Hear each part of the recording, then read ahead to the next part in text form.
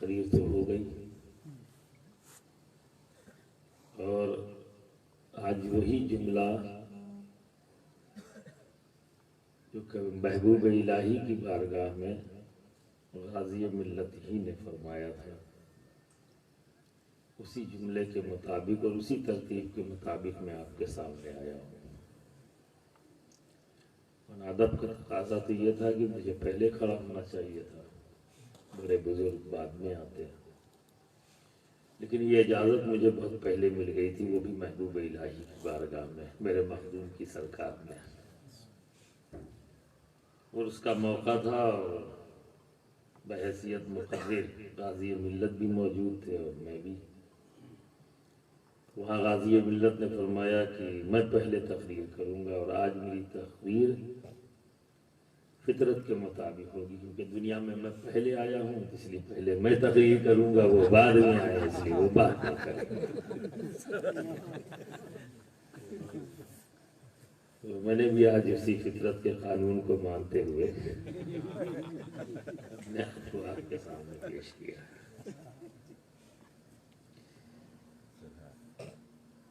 میں تمام مقالہ نگار حضرات جنہوں نے عرص اعلیٰ حضرت اشرفی میں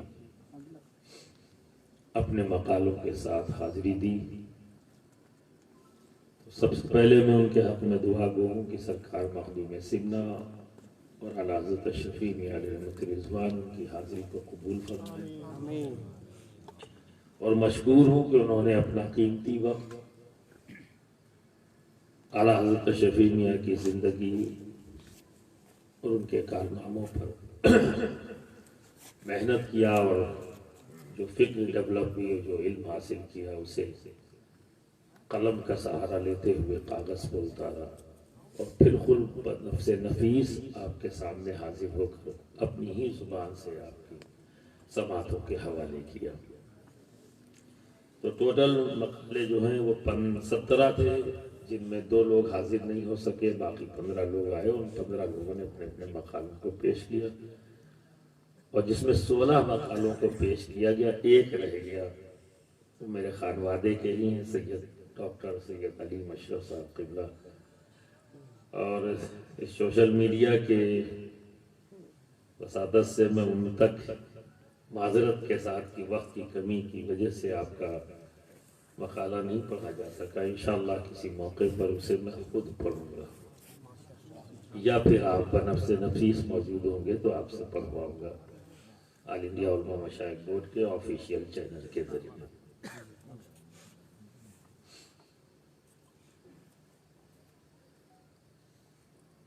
ایک صوفی، ایک ولی، اہل طریقت، اہل اللہ، اہل تصوف، ڈیفرنٹ نیم ہے۔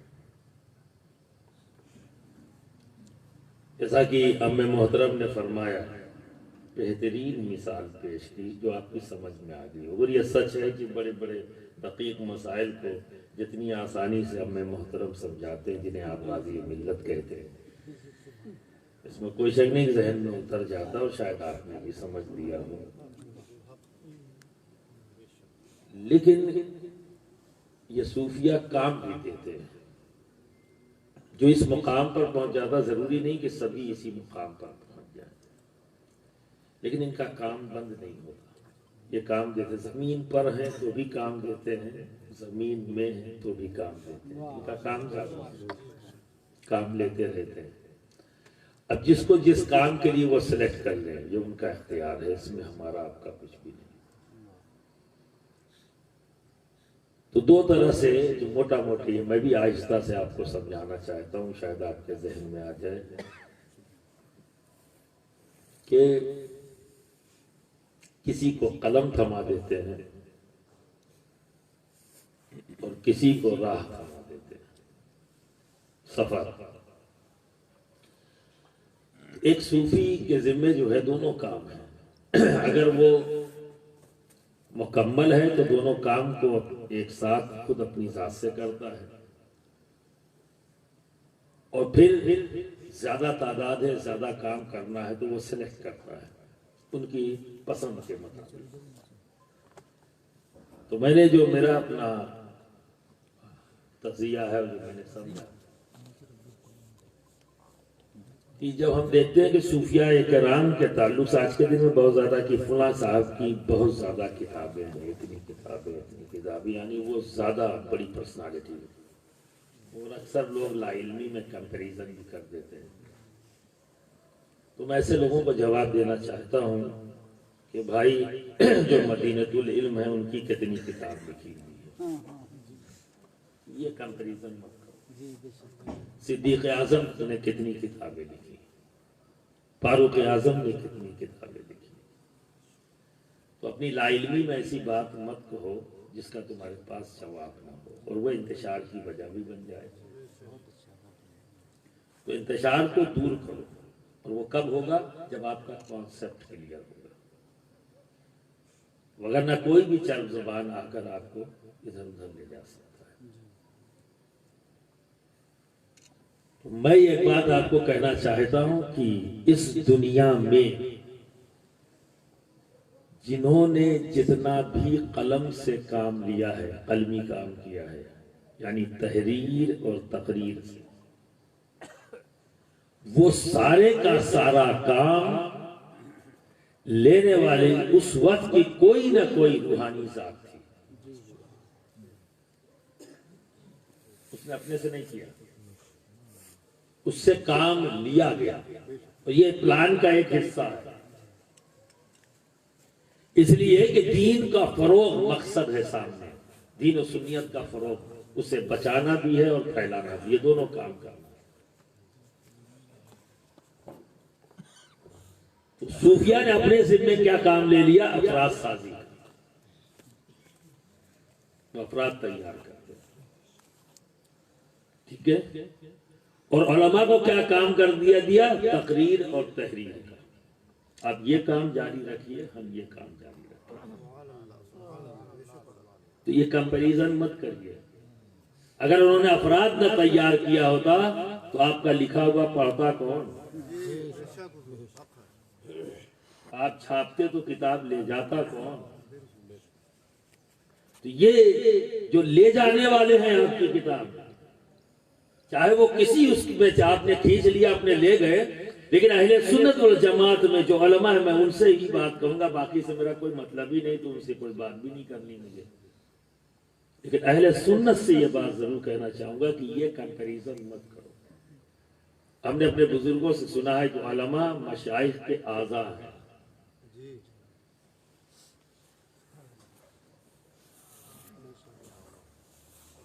تو ہر ذات کو اپنی لمٹ، اپنی حد بنا کر رکھنی چاہیے. انگ ہیں،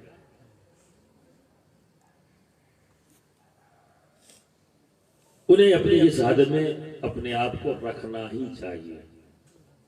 اور جو حد کراس کر لیتا ہے تو اس کا مرکز بدل جاتا ہے. اور آج جو پرابلم نظر آ رہی ہے وہ یہی ہے کہ دو جگہ بن گئی، جیسا کہ حضرت نے فرمایا، میں محترم نے کہ کوئی کہتا ہے ہم اہل طریقت ہیں اور کوئی کہتا ہے ہم اہل شریعت ہیں. وہ بات آپ کی بالکل سمجھ میں آ گئی ہے نا، لیکن ایک کمی اور آ گئی، اس میں مرکز بھی بن گئے جو پہلے نہیں تھا. جو سرکار غریب نواز نے جو نظام قائم کیا تھا، ایسا نہیں ہے کہ صرف پھیلا دیا اور سب چھوڑ دیا، ایسا نہیں ہے. ایک ہی وقت میں سرکار غریب نواز کئی کام کیا. جب یہاں آئے تو کس کو سناتے قرآن پاک، کس کو حدیثیں سناتے. یہاں ماحول میں کون تھا سننے والا؟ اور جن کے درمیان آئے ان کا ظاہر بھی گندا، ان کا باطن بھی گندا. کان میں لپیٹ لیا اور پاک ہو گئے. ہوتا نا، لپیٹتے پیشاب کر لیتے ہیں، لپیٹ لیتے ہیں، پاک ہو جاتے ہیں. ظاہر بھی گندا، اور کفر اور شرک کی گندگی سے ان کا باطن بھی گندا، یعنی پورا وجود گندا. اب آج ہماری پاکی کا عالم یہ ہے، آج جو ماحول ہے، اے گندا ہے، بگاؤ بگاؤ بگاؤ.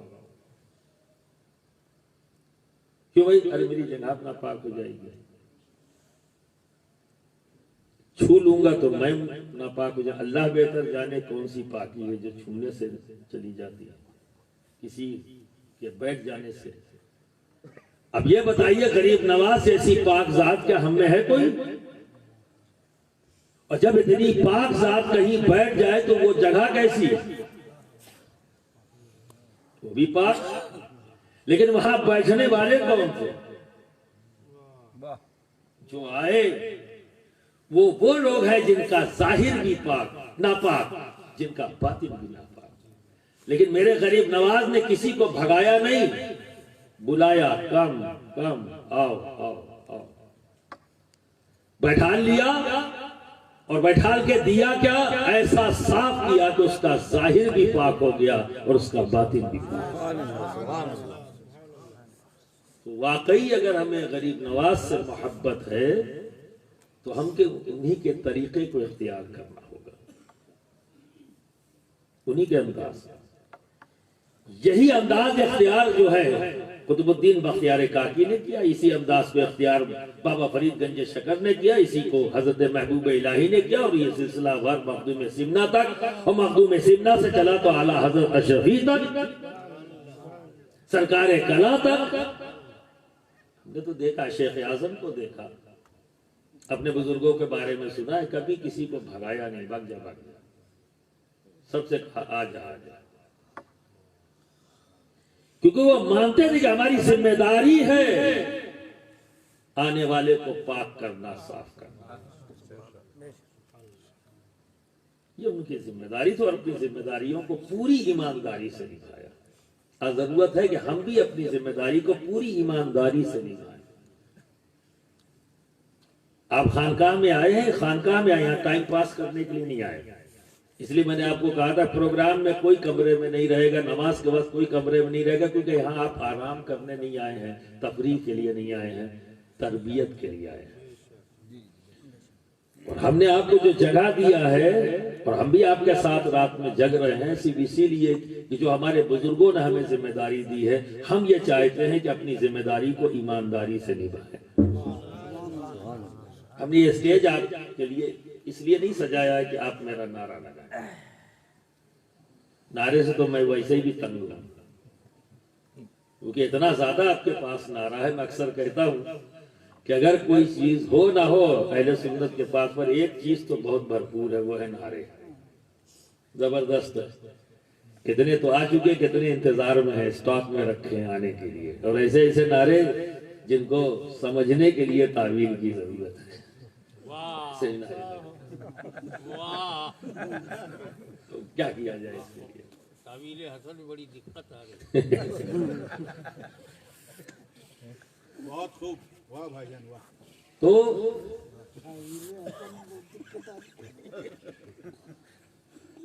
غرور اور گمن سے ہمیں اپنے آپ کو پاک صاف کرنا ہے، محبت کرنی ہے، کیونکہ نفرت کو نفرت سے ختم نہیں کیا جا سکتا۔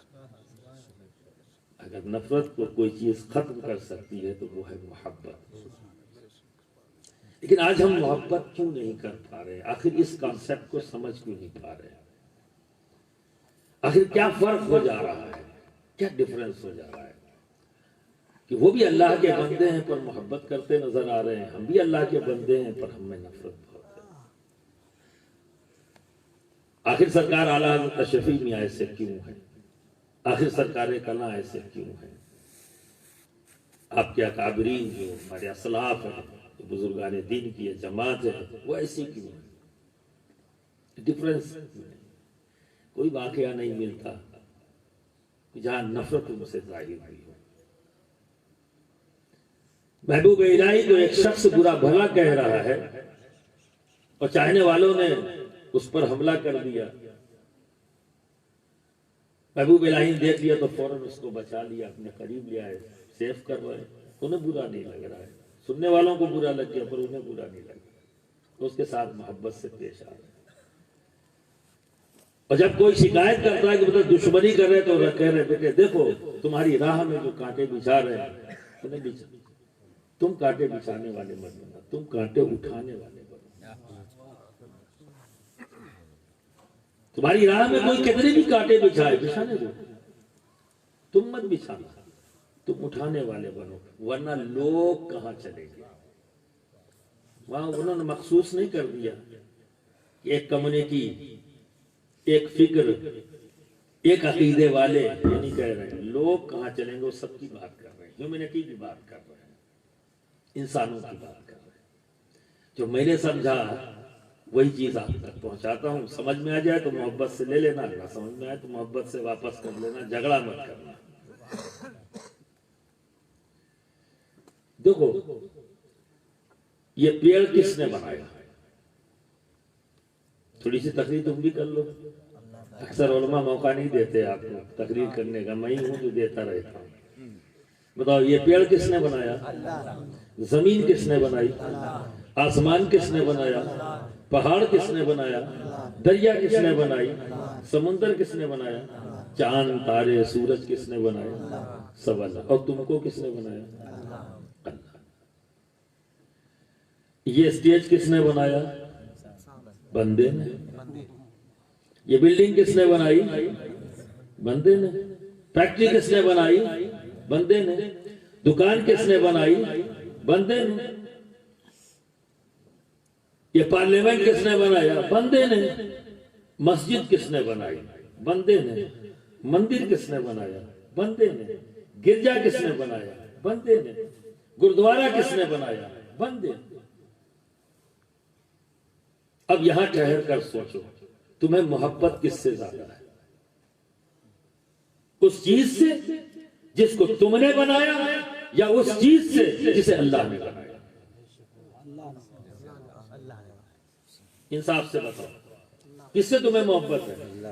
جھوٹے ہو، سچ بولو، سچ بولو۔ مخدوم سمنا کی بارگاہ میں حاضر ہو، سچے کی بارگاہ میں سچ بولو، دل پر ہاتھ رکھ کر بولو۔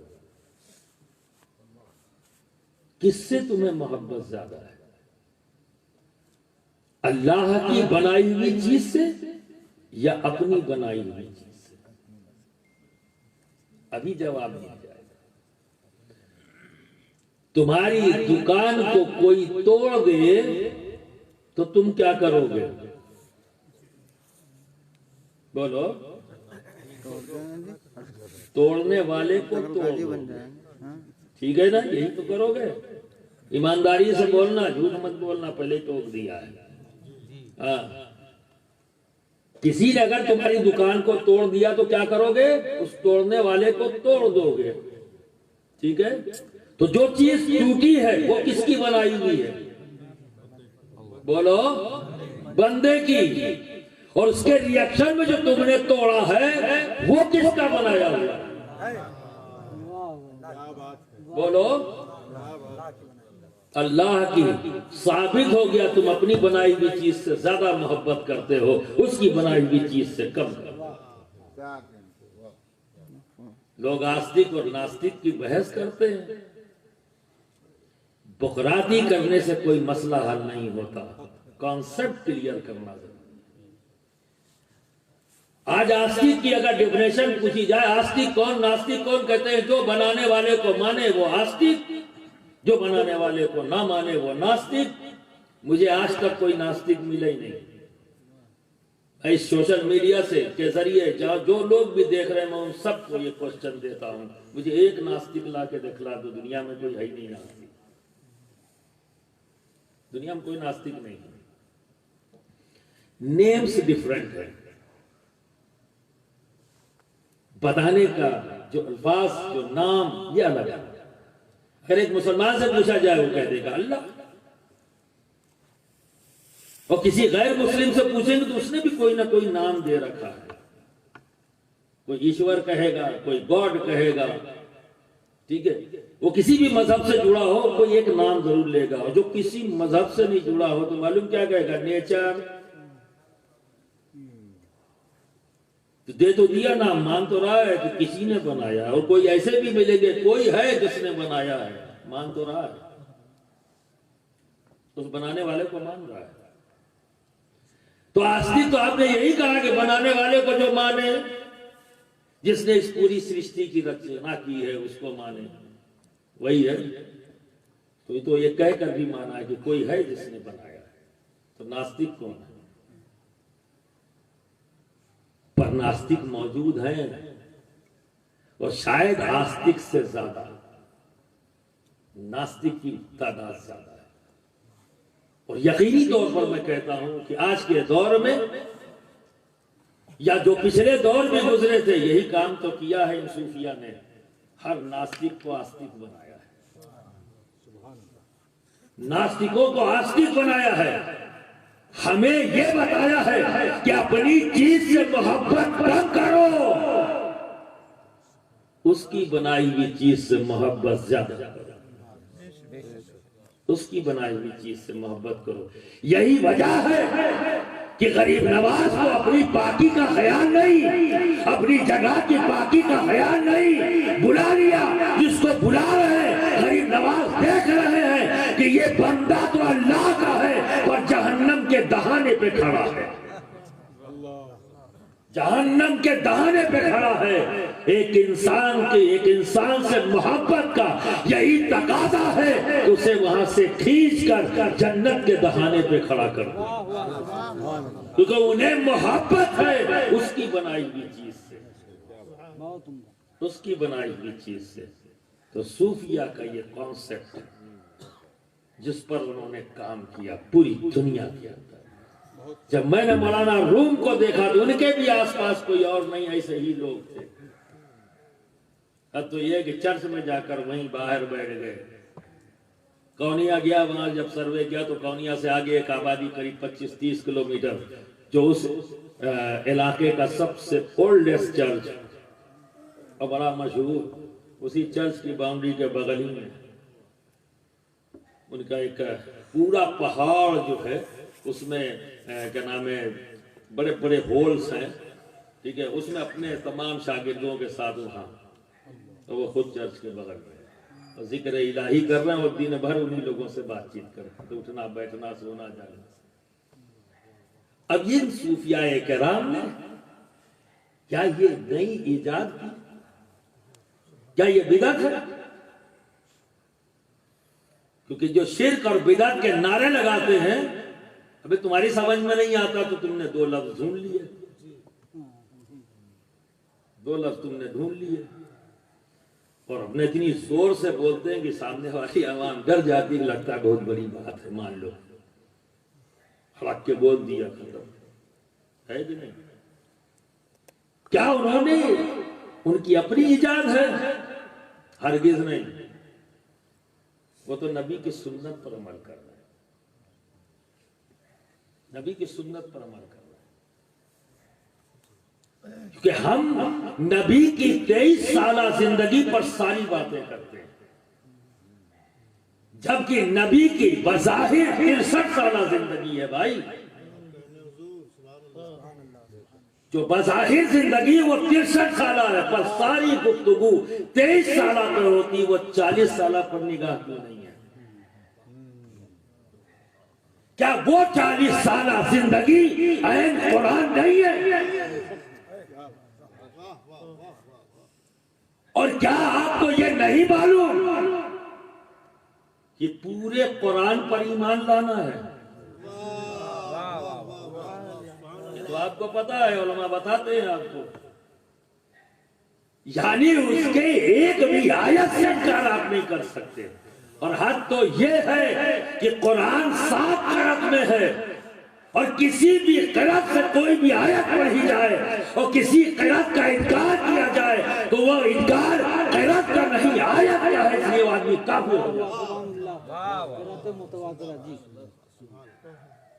سبحان اللہ سبحان اللہ۔ جس کا ہم لوگ نے جواب دیا تھا علی گیا علماء مشائخ بورڈ نے، یہ مسئلہ آیا تھا علیہ السلام لگا سکتے کہ نہیں، پتہ نہیں، سمجھتے ہیں نہیں، لگا دیتے ہیں، فتویٰ دینے کی کھجلی ہے لوگوں کو۔ بہرحال یہ اس طرف ابھی نہیں جاؤں گا، بات لمبی ہو جائے گی۔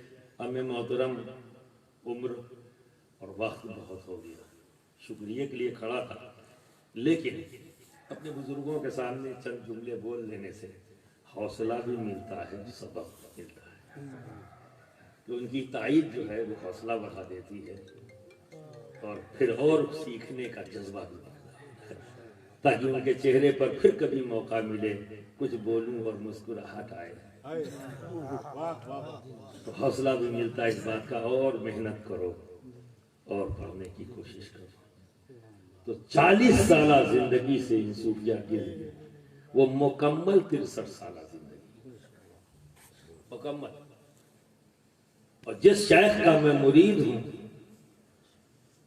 میں نے اس کی زندگی میں میں نے دیکھا مکمل 63 سالہ زندگی پر میرے شیخ کی نگاہ. مخدوم المشائخ حضرت علامہ مولانا مفتی شاہ سید محمد مختار اشرف اشرف الجیلانی سجادہ نشین آستانہ اشرفیہ کی چرچا مقدسہ. میں ان کو دیکھا مکمل 63 سالہ زندگی. جب خیر ان کے پاس آتا، جب کوئی غیر آتا تو اس کے سامنے جب سرکار کلام آتے تو نبی کی 40 سالہ زندگی کو پیش کرتے. تو کیا کرتے تھے؟ نبی کی 40 سالہ زندگی کو پیش کرتے. اور جب کوئی کلمہ گو آتا تو نبی کی 63 سالہ زندگی پیش کرتے. 63 سالہ زندگی پیش کرتے. اب اس کی ضرورت کے مطابق جو بات ہے وہ کرتا.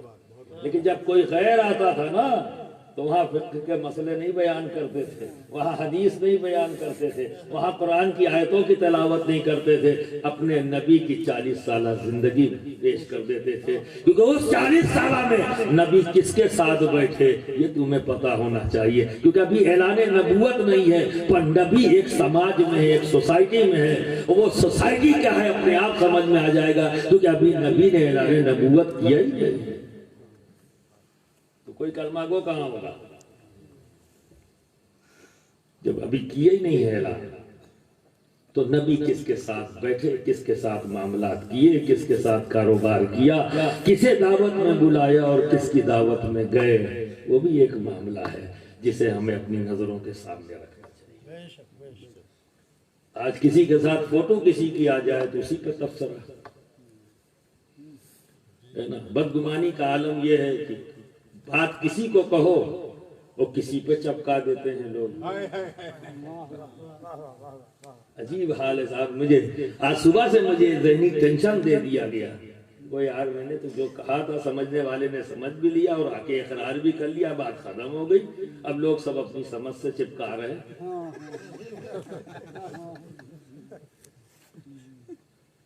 میں نے کچھ کہنے والوں سے کہا بھی کہ بھائی آپ بھی بتا دو کہ کوئی کون سی ایسی بات کسی جس پر مجھے غصہ آنا چاہیے. کوئی ایسی بات نہیں کہ میں پاگل ہوں، مجھے بے وجہ غصہ آئے گا. میں ویسے ہی اپنے بھائیوں کو بہت مانتا ہوں، اپنے بھائیوں سے بڑی محبت ہے مجھ کو، اور میں پروٹیکٹ کرتا ہوں، اختلاف نہیں کرتا. اور اگر بھائی چھوٹا ہو تو اور زیادہ لپیٹ کے رکھتا ہوں، کیونکہ میرا کام ہے بھلانا. میں رکھتا نہیں، میں بھلاتا ہوں، معاف کرتا، درگزر کرتا ہوں. چونکہ میں بڑا ہوں اور مجھے پتا ہے بڑا بننا یہ پھولوں کی سیج نہیں، کانٹوں کا تاج ہوتا ہے.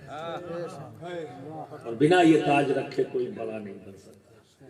بڑا بننے کے لیے ضروری ہے کانٹوں کا تاج. ٹھیک ہے. اور یہی پریکٹس ہے ایک صوفی بننے کے لیے. پہلے گھر سے ہی تاج پہن لو، بار بار پہنو، تبھی جو ہے آپ دنیا کے سامنے اس تاج کے پہننے کے قابل بنیں گے. پھولوں کا تاج لوگوں کو مبارک، ہمیں تو ہمارا کانٹوں بھرا تاج ہی ہمیں بہتر لگتا ہے، کیونکہ ہمارے بزرگوں نے یہی پہنا ہے. جس کے ہم وارث ہیں علی، انہوں نے بھی خوشی خوشی اس تاج کو پہنا ہے. لوگوں کی عیب پوشی کی ہے، ہم بھی عیب پوشی کریں گے، لیکن ہم بولیں گے وہیں جہاں ضرورت ہے. حق بولیں گے، حق دکھائیں گے، حق پر چلائیں گے. ٹھیک ہے. تو آپ خانقاہ میں جب بھی آئیں اور اس کی تقریب میں جہاں کہیں بھی جائیں، کسی بھی ولی کی بارگاہ میں لینے کی نیت سے جائیے، ٹائم پاس کی نیت سے. ان کے بارے میں جاننا چاہیے، آپ کو معلومات حاصل کریے. تو یہ ایک چیز شروع کی ہے ہم نے، یہ مقالہ نگاری کام، یہ جو کام کر رہے ہیں اسی لیے کہ تاکہ ایک لٹریچر آئے، ہر ولی کے بارے میں آنا چاہیے۔ بہرحال ہماری یہ ذمہ داری ہے کہ ہم اپنے بزرگوں کو کریں، اور ہر اہل خانقاہ سے جن کا آل انڈیا علماء مشاہد بورڈ سے رابطہ ہے، میں سوشل میڈیا کے ذریعے میں ان تمام لوگوں کو یہ پیغام دیتا ہوں کہ آپ اس پروگرام کو شروع کریں تاکہ ہم بھی جان سکیں کہ آپ کے بزرگوں نے کیا کیا کارنامے انجام دیے، ہم بھی جان سکیں۔ تو یہ کام آپ بھی شروع کریے، تقریر بھی کرائیے، قوالی بھی کرائیے، اور میں تو اس خانقاہ میں سب ہے، یہ چشتی خانقاہ ہے، یہاں قوالی بھی ہوگی، یہاں مقالہ نگاری بھی ہوگی۔ جن کے نزدیک قوالی کا جواز ہے وہ سنیں، اور جن کے نزدیک نہیں ہے، مجھے پتہ لگ گیا کہ نہیں ہے تو میں انہیں خود روک دوں گا، آپ مت جائیے، ورنہ آپ گنہگار ہو جائیں گے، میں خود روک دوں گا۔ چونکہ ہمارے اکابرین نے ایسا نہیں کیا، ہمارے بزرگوں نے بھی نہیں کیا۔ بہت سے ایسے خلفاء ہیں، سرکار اعلیٰ حضرت شفیع میاں کے، جو اسی خانقاہ میں موجود ہیں، جھما جھم قوالی بھی ہو رہی ہے، وہ اپنے کمرے میں ہیں۔ لوگوں نے کہا حضور وہ نہیں آتے، کہ ان کو وہیں رہنے دو، ان کو وہیں رہنے دو۔ اسی میں ہی ایک واقعہ میں نے سنا ہے، حضرت اس کی زیادہ بہتر جانتے، جو میں نے سنا کہ صدر الافاضل مولانا نعیم الدین صاحب علیہ رحمت رضوان بھی نہیں سنتے تھے۔ کسی نے کہا کہ مولانا نعیم الدین صاحب نہیں سنتے، حضور ان کو بلایا گیا، پتہ نہیں کس موڈ میں تھے بھئی۔ اگر یہ بات آئی تو اس کا مطلب وہ کمرے میں رہتے ہوں گے، چونکہ ان کو نہیں سننا یا سننا تو ایک وجہ تو میری سمجھ میں آتا ہے، کیونکہ لنگر خانے کے انچارج صدر الافاضل ہی تھے۔ خانقاہ اشرفیہ حسنیہ سرکار کلاں کے لنگر کا جو چارج تھا وہ صدر الافاضل کے ہاتھ میں، یعنی سب کو کھانا کھلاتے تھے۔ تب جو لوگ اس ذمہ داری سے واقف ہیں انہیں پتا ہے کہ اس میں فرصت نہیں ملتی، بھئی ایک وقت کا کھانا بنا کھلایا، پھر اگلے وقت کی فکر، تھک جاتا ہے اپنی دیکھ بھال۔ تو میری تو سمجھ میں آتا ہے کہ شاید اس وجہ سے نہیں آتے تھے، لیکن اگر جس بنیاد پر سوال اٹھا وہ بھی سامنے رکھتے، اس کا جواب آیا ہے سامنے۔ بلائے گئے، آگے بیٹھے، اور بیٹھنے کے بعد تھوڑے ہی وقفہ گزرا تھا کہ حال تاری ہو گیا، بے خودی کا عالم۔ سرکار اعلیٰ حضرت شفیع میاں نے قریب کیا، سینے سے لگایا، جب قابو میں کا بچوا جا، فرزند نعیم الدین اب تم جاؤ، کہ اسی لیے نہیں بلاتا تھا، اسی لیے نہیں بلاتا تھا۔ تو جواب میرا خیال پہنچ چکا ہے، اب بغراتی مت کریں، اب بغراتی نہ کی جائے تو بہتر ہے، کیونکہ یہ سوال میرے پاس آیا تھا، جواب دے دیا۔ پھر آخر میں چلتے چلتے میں تمام علماء کا تہہ دل سے، دل کی گہرائیوں سے مشکور ہوں، شکر گزار ہوں کہ آپ میری کال پر اپنے آرام و آشائش کو، اپنے وطن کو چھوڑ کر اتنا لمبا سفر کرتے ہوئے یہاں تشریف لائے۔ بس یہ ضرور کہوں گا کہ یہ ابتدا ہے، انتہا نہیں۔ ہر سال آپ کو اسی طرح سے لکھنا ہے اور یہاں حاضری دینا ہے۔ جو مجھ سے خدمت ہو سکے گی آپ کے ساتھ میں کرتا رہوں گا۔ اس میں جو بھی کمی اس بار جو آپ آئے ہیں، آپ تمام لوگوں سے پھر سے دل کی گہرائیوں سے میں معافی کا طلبگار ہوں۔ اگر کوئی بھی آپ لوگوں کی خدمت میں، آپ کے خیال رکھنے میں مجھ سے کمی رہ گئی ہو تو آپ، امید کرتا ہوں آپ سب لوگ مجھے معاف کر دیں گے۔ اور 6 مہینے کے بعد عرس مخدوم سمنا ہے، تو ابھی ڈکلیئر کر دے رہا ہوں، اگلا سیمینار اسی خانقاہ میں تاریخ السلطنت محبوب یزدانی غوث العالم سید اشرف جہانگیر سمنانی پر ہوگا انشاءاللہ تبارک و تعالی۔ عنوان وہ دیکھ لیں گے، عنوان دیکھ لیں گے، یہ ہوگا، اور اس وقت ہم عناوین جب طے ہو جائیں گے تو آپ تک ہم پہنچا دیں گے۔